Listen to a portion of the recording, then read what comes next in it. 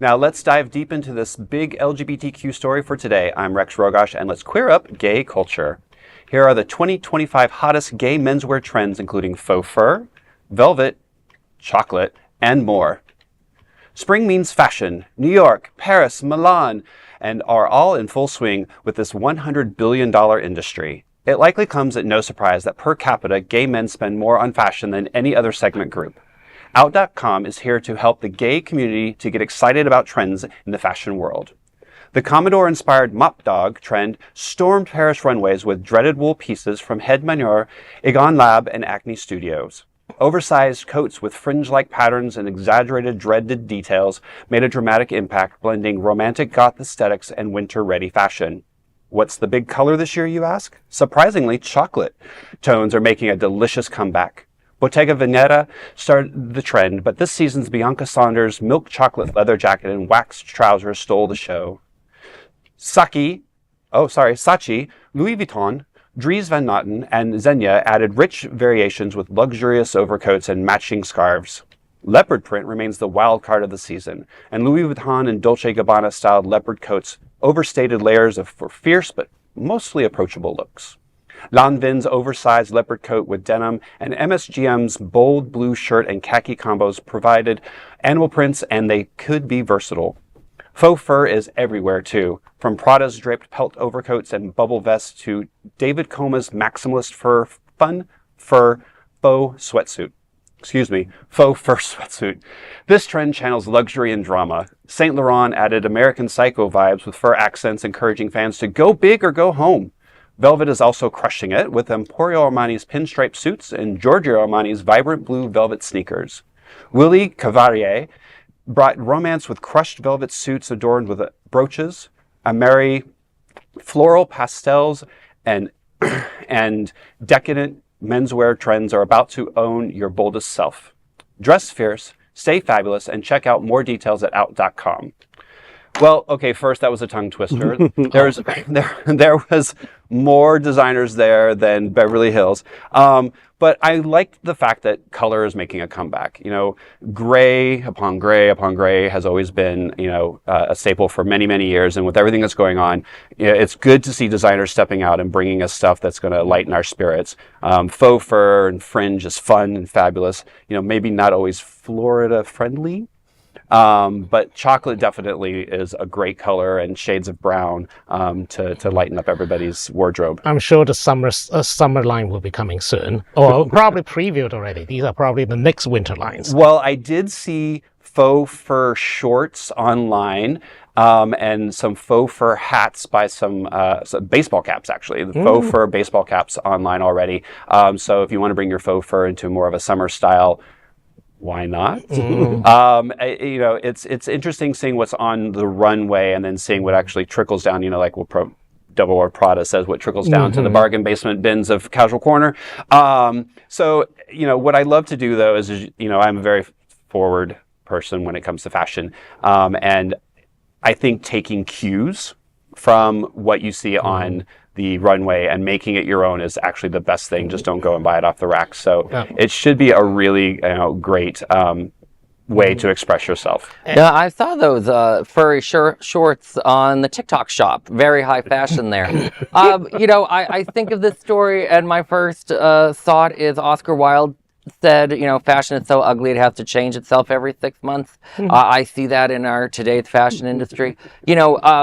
I think Fran Lebowitz, she was talking to Harper's Bazaar this week about fashion, and she made some really great points that I wish I would see more in fashion, which is more of a critique of fast fashion and going back to high quality pieces. And she's like, not everyone, you can't afford to get all nice stuff, but try to, when you can, invest in pieces that will last longer. And I think that's a great piece of advice. As for chocolate, we can call it chocolate. It just looks brown to me. Right. And when I think of fashion, I think of Fran Lebowitz. That's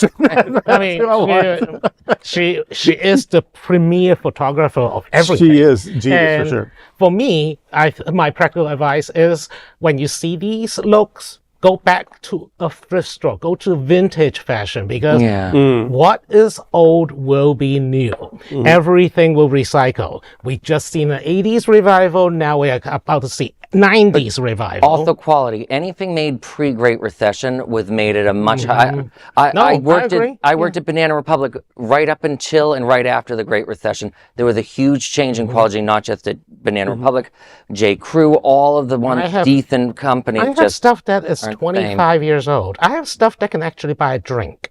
Yeah. I've met those guys. Well, and there is something about quality fashion. I think there is a place for fast fashion as well. I think the key about fashion is, like they're saying, make it fierce, make it fabulous, but make it your own. Don't show up with something right off the runway if you're not somebody from the runway.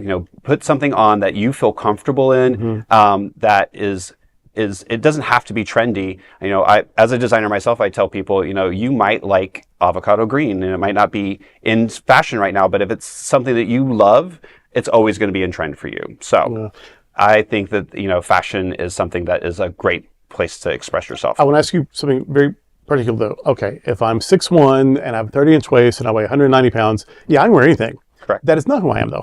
That's not who a lot of people are.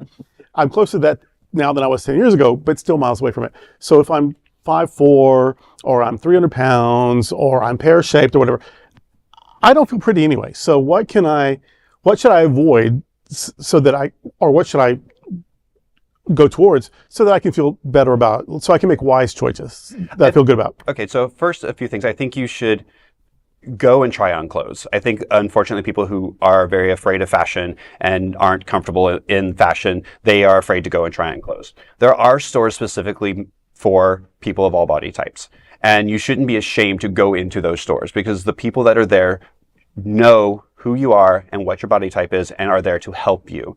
So find the help. And then again, find stuff that feels good, that makes you feel comfortable and makes you feel confident.